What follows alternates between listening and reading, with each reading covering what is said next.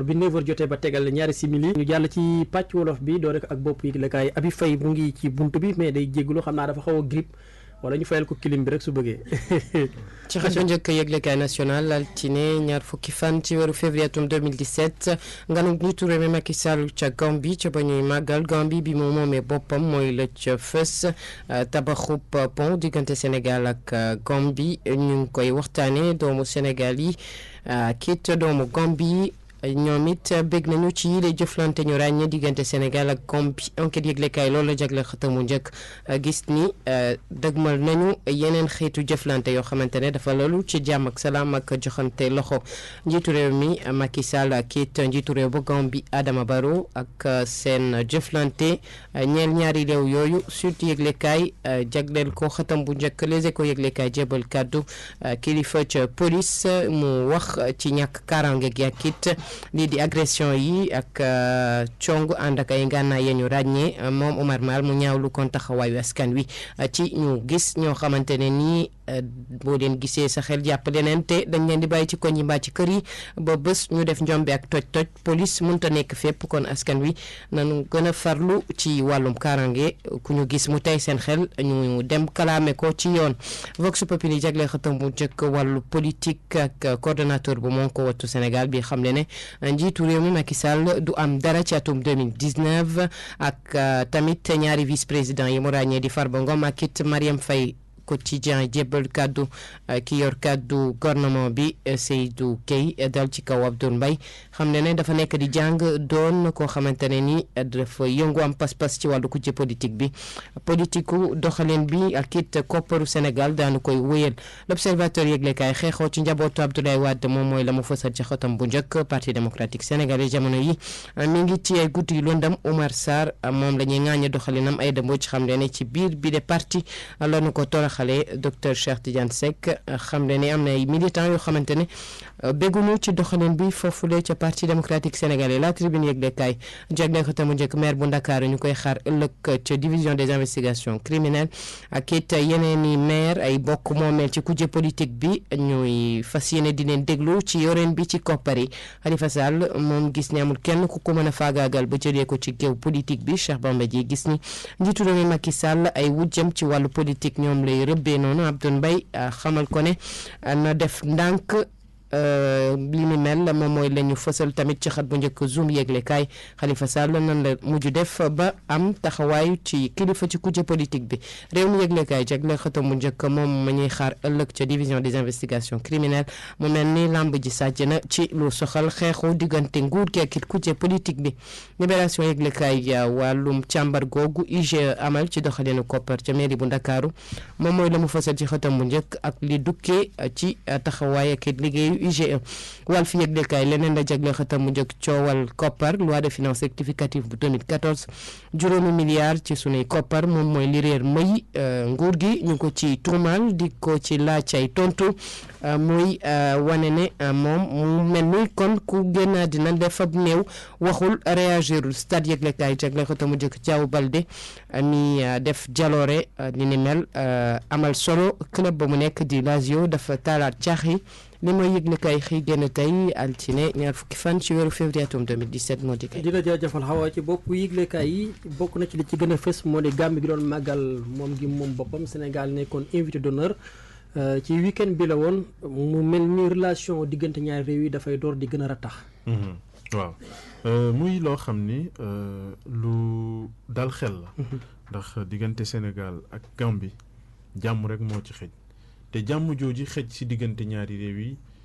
lu war a am la ndax histoire ak géographie ñoom ñoo boole ñaari réew yooyu benn peuple la comme ni ñu koy waxee ndax sénégalais yi ñooy ay Gambiens ay sénégalais ay Gambiens lañ ay Gambiens ay sénégalais lañu. te gis koo xam ni ñaari waajuram kii day doon sénégalais kii doon Gambien kon kooku sénégambien la du sax sénégalais kese mais Sénégal kon li war a dox diggante ñaari réew yooyu jàmm kese la te jàmm jooju mooy njëriñu ñaari réew yépp ndax am na ay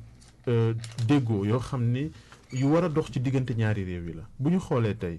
intérêt bi Sénégal am ci déggoo ak Gambie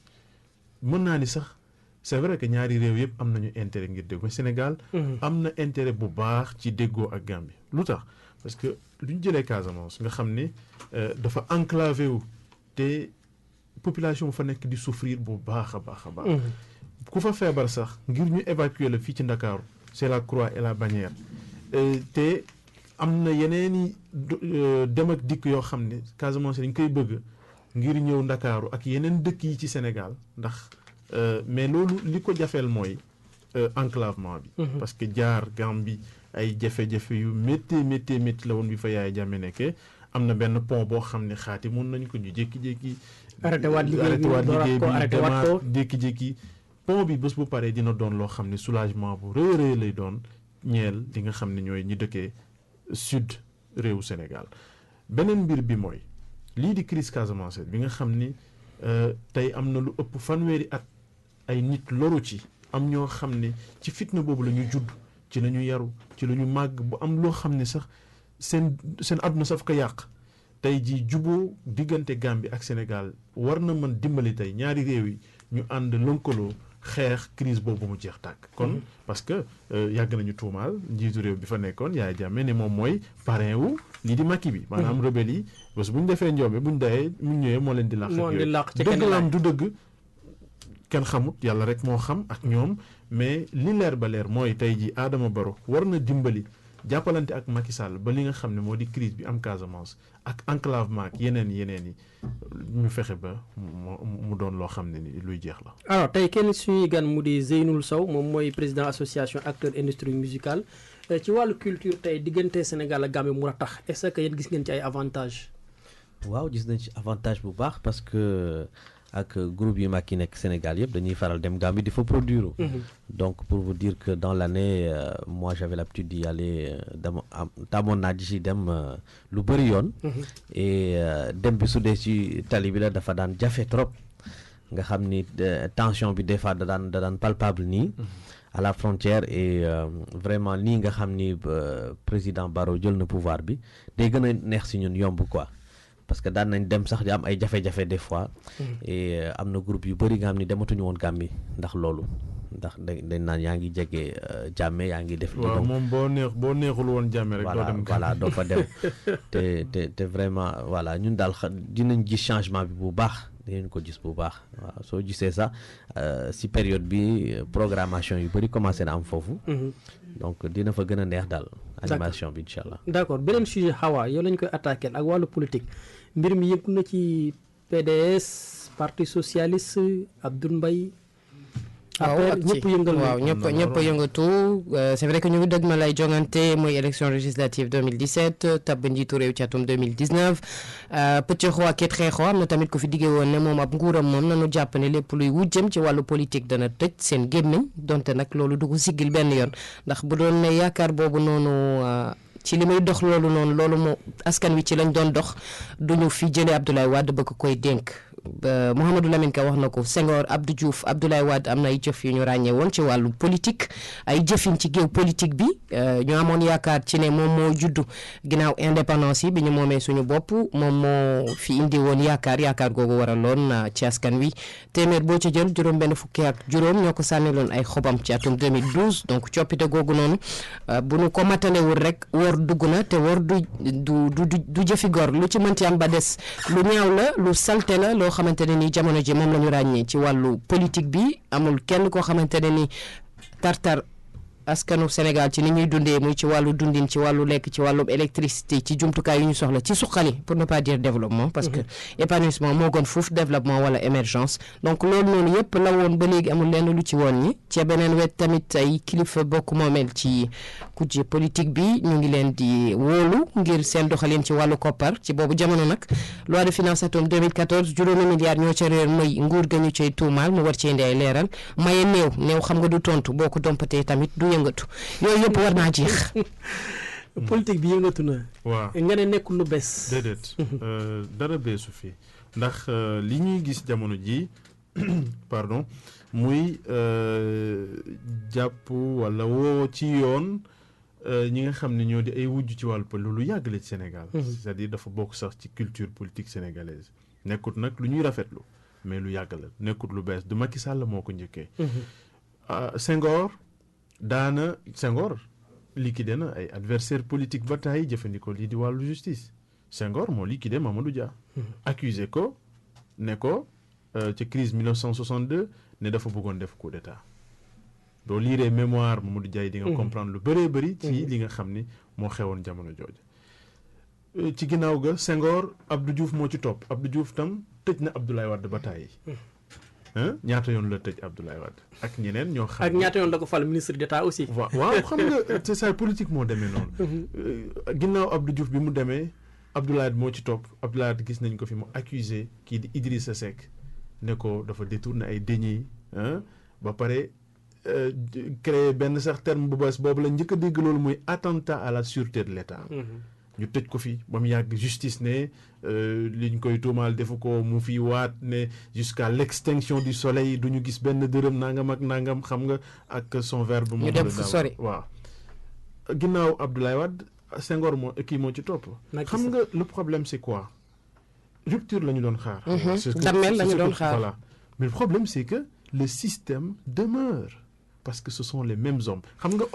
nit ñi sax jógewuñu fi boo xool ñan ñoo wër. jëfin yi ñoo fi des ba léegi. qui sont autour de Macky Sall. mais xam nga problème bi Lamina dagguma la mais gis nga le problème est beaucoup plus profond.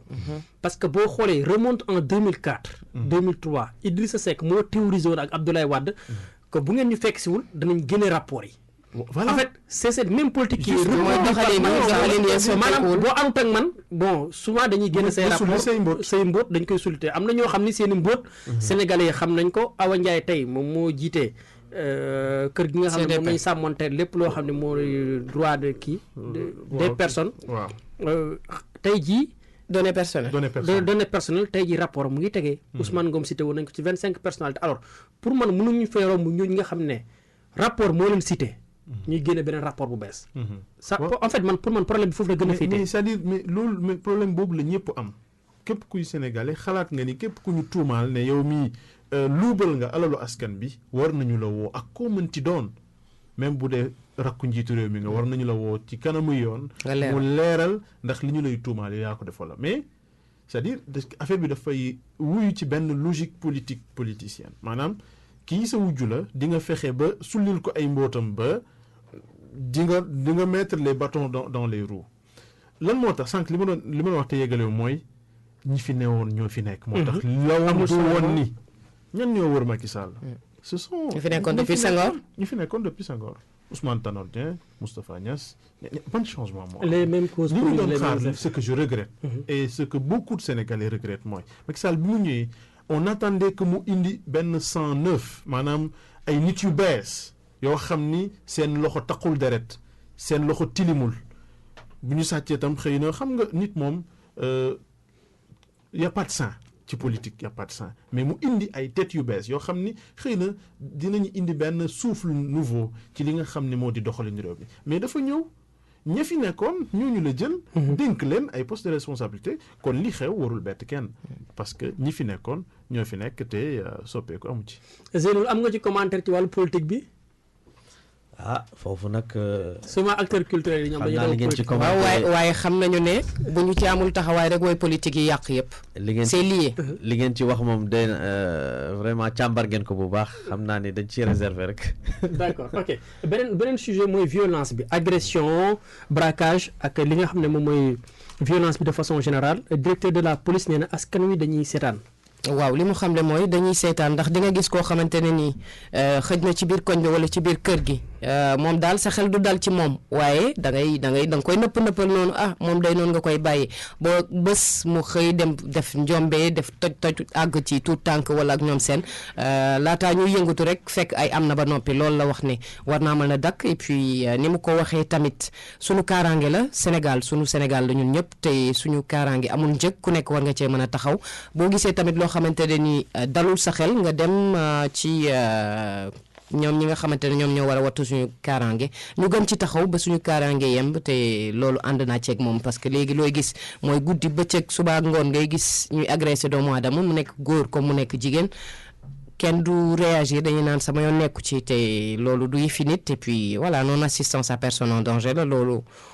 crime la magum délit. xanaa Oumar Mal daf ñu doon déglu Lamine.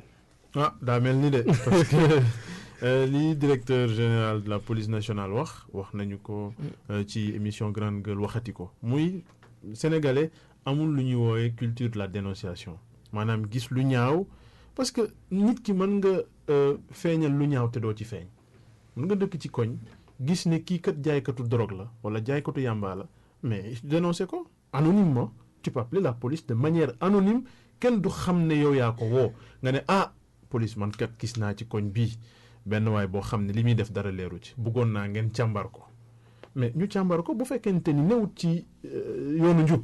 ñu mettre ko hors état de nuire te loolu boo ko defee di nga sauver ay doomu aadama yu bëri noonu itam nga war a dénoncer kii di agresseur bi kii bu leer na ni kii bu xëyee dafay dem je me rappelle amoon naa sama benn xarit moom ma nga dëkk lu ma wax koñ bi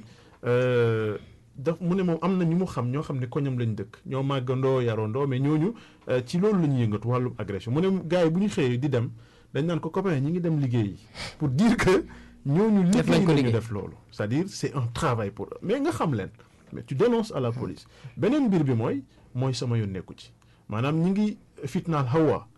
man xam naa Hawa xamuma Hawa wala ñu agressé fitnaal war naa def sama kéemtalaayal kàttan parce que loi bi dafa prévoir xam lu am lu ñu ko prévoir ci wàllu non assistance à une personne en danger nga fekk nit ñu koy bundu xataal wala muy loru te kii woo ko mais yoon bu fekkente ni jàpp nañ la ci yoon daf lay teg ay daan parce que nit ki waroo romb doomu aadama mu mel ni yow mu nekk ci jafe-jafe mu nekk ci fitna nga romb ko ci wala nga ni sama yoon nekku ci te li gën a yaa ngi koy wax sànq ci tubaab bi souvent li ñuy gis sax mooy da ngay jël sa smartphone di ko filmer boo paree nga posté ko ci réseaux sociaux yi muy lu ñaaw a ñaaw mooy loo xam ni insensibilité la te nit warul mel noonu parce que doomu aadama warul romb mukk doomu aadama je me rappelle am na benn leçon de morale bu ma jàng école primaire ba fàttewuma ko ba léegi il faut toujours porter assistance à une personne qui est dans le besoin loolu boo ko defee sacerdoce nga def ko benn engagement personnel foo romb nit bu ñuy lor war nga ko jàppale. alors Zeynou violence bi ci dëkk bi ba moom ñëpp la concerné.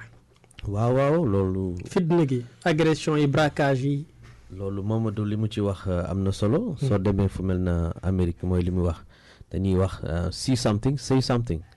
soo gisee dara da ngay wax dara. voilà mais nga gis par exemple ñiy def lu ñaaw. ak ñi nga xam ne seen activité dafa louche yow it nga noppi yaa ngi participer si émergence affaire boobu noonu donc mun na dem ba ëpp la doole wala nga gis sa biir kër wala seen koñ ki nga xam ni vraiment comme ni ko Hawa waxee tey na xel da nga koy teel a yëgal ñi ko war a yëg ñu jël matukaay yi mais bon nga bàyyi noonu rek ba li xew-xew après bon ñu bu ko jiiñ police non police mënul dugg ci biir kër yi mënul nekk en présence toujours fu nekk donc il y a des numéros verts il y a des numéros yu facile 17 yi nga xam ni sa téléphone sa amul plus sax bu nga composer police wuy la donc loolu yomb na il faut alerter donc il faut que tout le monde s'y mette quoi. alors alerte yéen ci ngeen nekk ndax da ngeen a am jafe-jafe ci wàllu kuréel kër gi nga xam ne moo war a sàmmanteeg seen àq ak seen yelleef mu di SODAV lan mooy problème waaw gis nga domaine musique bi ak culture bi du loolu rek sax parce que soo gisee ñi nekk ci AIM wër ko nekk ci biir je salue en passant la diva Kumba Gawlo ak ñi si nekk ñëpp ay kilifa yu mag ci biir musique bi ñoom waa Xalam 2 waa Baobab Abi Faye ñoom Hilaire Chabi ñoom Papis Konaté waaw ñooñu ñëpp ñu ngi ci biir on a plus de 3000 membres ici à Dakar ñetti junni déjà ëpp nañ ko fii Dakar soo gisee ñu jóg di dox ci loolu maanaam dañoo dem ba benn moment ñu taxaw xool gis ne li ñu wër yëpp ci suñ domaine lépp dañ ko war a defaraat lépp ñi war a wax waxuñu ñi war a liggéeyuñu alors projet yi kenn financé wu ko kenn encadré wuñu ñun ñi ba ñu dalee musique ba léegi fi ñu toll nii lépp ñoo ko jéem a defal suñu bopp yàlla moo ñu dimbali xamuñu sax am na ñam ni xamuñu sax fu ministère de la culture féete musoo am instrument yaa fexe ba am sa instrument bopp ba léegi ngay tukki amoo benn soutien si billet d'avion du dara te wër nga monde bi combien de fois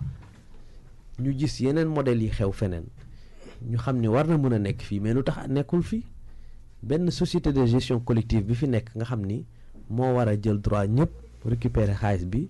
ñu d'accord naka lañ koy utiliser yëpp mu doxal ko yoon doxalul yoon donc soo gisee AIM moo njëkk a jóg wax cherté par exemple Grand Théâtre bi nga xam ni édifice public la maanaam état bi moo ko moom te état bi def ci xaalis sax dañ ñu ko may Chine moo ko tabax may ñu lu mel noonu ba pare am budget de fonctionnement de 700 millions mais tey jii man su ma fay jouer dama war a fay 5 millions 900 pour jouer foofu. presque 5 millions 900 presque 6 millions. 5 millions 900 laa war a jouer foofu ba pare war a fay perception 1 million ba pare war a fayaat SODAV bi 400 000 francs ba pare war a defar samay ticket ba pare war a defar sama publicité ah sono ba fa nekk baaxul ma war a louer benn sono 2 millions ñëw dugal foofu maanaam su ma amul 10 millions yi tege sama loxo mënuma fa jouer te ñu ne pour culture bi la édifice public xam nga loolu dafa yanuwul maanaa te ñun ñiy dem yeneen dëkk yu mel ay France scène yu mel noonu ñu koy tuddee les scènes subventionnées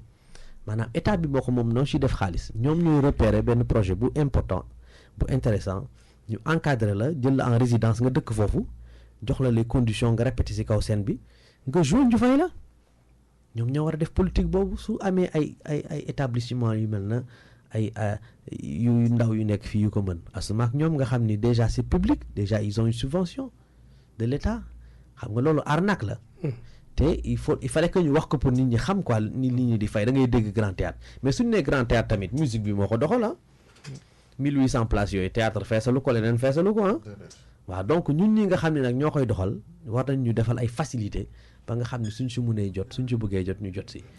voilà. ok léegi est-ce que jafe-jafe bi ngeen tudd jafe-jafe yi nga tudd yooyu yëpp est-ce que nekkul yéen artistes yi seen biir yéen a waxut même langage moo waral affaire bi gën a profond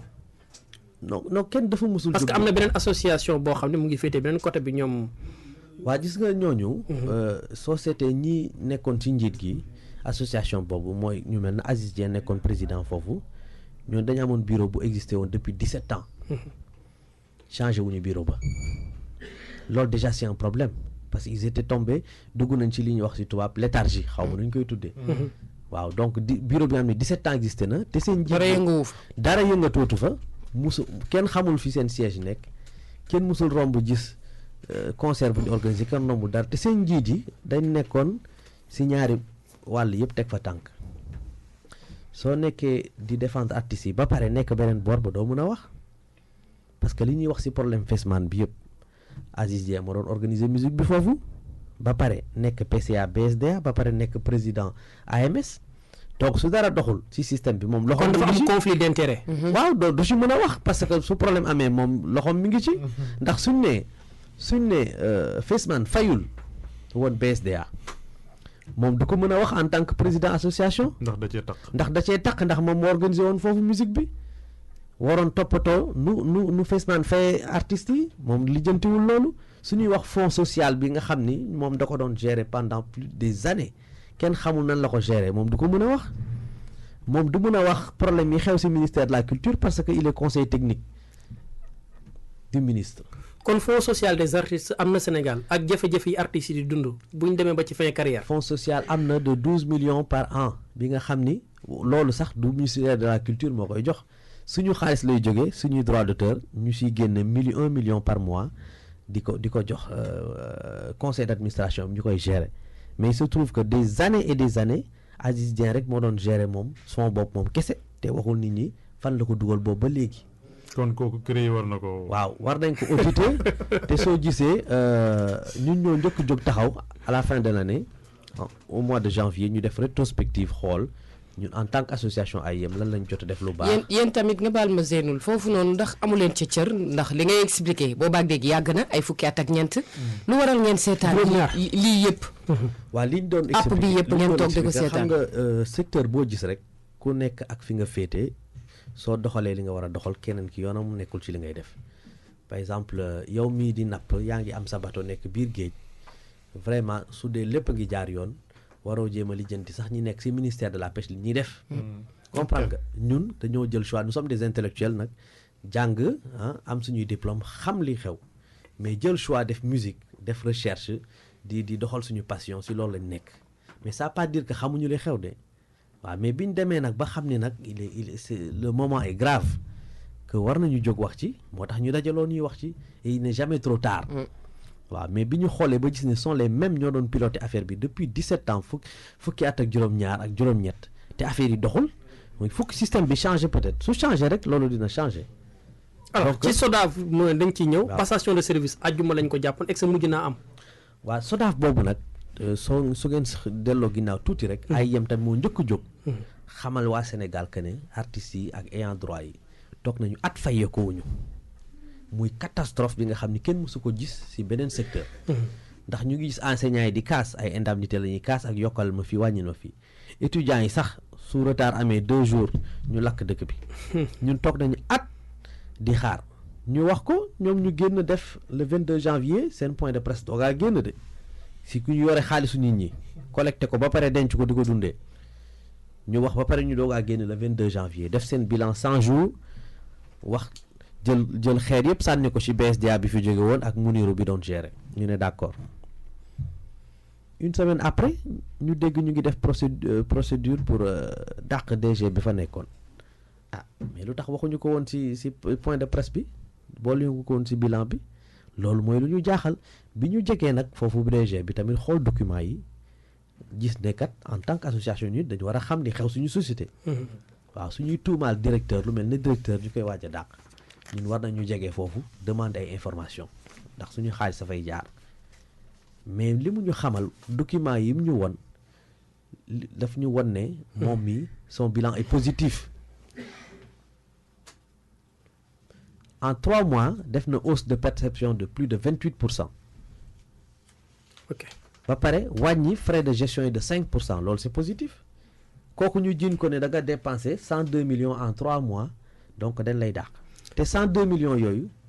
defar bâtiment bi si la bokk de fay salaire yeeg yëpp si la bokk xam nga ko dañ ko bëgg a jiiñ rek dàq ko. alors fi mu nekk dàq nañ ko. dàq nañ ko. passation de service am na. passation de service bi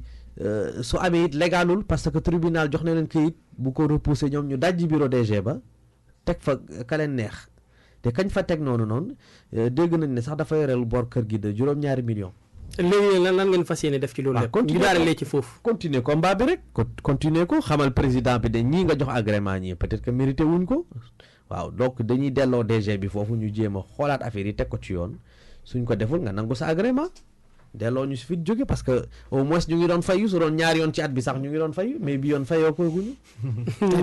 mu nekk lu doy waar xam naa waxtu wee ñu dab fi mu nekk 9h30 jot na mu nekkoon Zeynoul Sow président association acteur de l'industrie musicale kon Zeynoul ñu ngi lay gërëm ci wuyu si bi. maa leen di fay bu baax. jërëjëf Habib Faye tamit mu ngi ci biti mais dafa xaw a grippe. xam naa mu ngi jégalu ci auditeurs yi Lamine. waaw yàlla na yàlla def jàmm ci Sénégal. def ko ci kër gi def ko ci àdduna wërngal kër. xaw maternité hôpital Aristide Le Dantec nañ ko livré campagne ñuul kooku tamit na biir gëm suñu cosaan gëm suñu caada gëm suñu lépp et puis dëggal di jubal ak di leeral yàlla na ko fi yàlla def surtout ñu am ay kilifa yoo xamante ne mën nañ ko sëkk. la radiothérapie radiothérapie wax naa ko. d'accord góor yi góor de moom wax dëgg ñoor sax lañ xam ñoor. ay check down ak ñoom seen vraiment. jërëjëf Xawa. Aliou rek jërëjëf Lamine jërëjëf Zeynoul yeneen mbokk yi di jaajëf.